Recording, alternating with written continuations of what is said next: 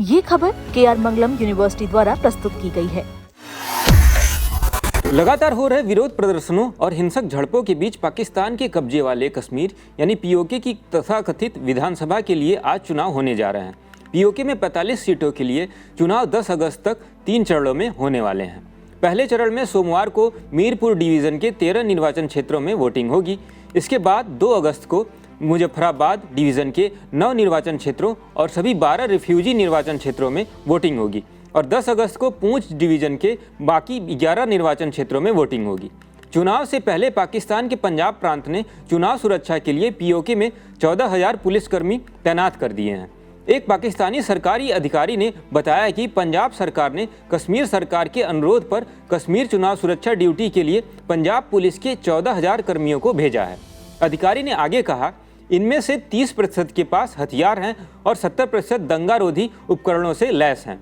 चुनाव कार्यक्रम की घोषणा इस महीने की शुरुआत में ही POK के चुनाव आयुक्त गुलाम मुस्तफ़ा मुगल ने की थी। यहाँ आपको बता दें, विधानसभा में 53 सीटें हैं, जिनमें से 45 पर सीधे चुनाव होते हैं, जबकि 8 सीटें महिलाओं, टेक्नोक्रेट और धर्म गुरुओं के लिए आरक्षित की गई हैं। कुल सीटों में 12 सीटें उन रिफ्यूजी के लिए आरक्षित हैं जो 1947 के बाद POK में बस गए थे। इस बीच गिलगिट बलूचिस्तान विधानसभा के चुनाव 7 जून को हुए थे। ये चुनाव इलाके में लंबे समय से चल रही अशांति के माहौल में ही हो रहे हैं। ज्वाइंट आवामी एक्शन कमेटी यानी JAC ने लगभग 2 महीने तक विरोध प्रदर्शन की अगुवाई की और अन्य मांगों के साथ साथ शरणार्थियों के लिए आरक्षित 12 सीटों को खत्म करने की मांग भी की।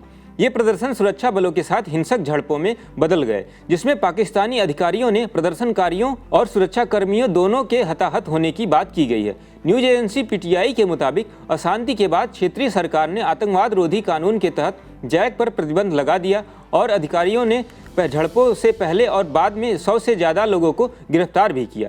चुनाव में पाकिस्तान मुस्लिम लीग नवाज यानी PMLN का मुकाबला पाकिस्तान पीपल्स पार्टी यानी PPP से है, जो केंद्र सरकार में उनकी सहयोगी पार्टी भी रही है।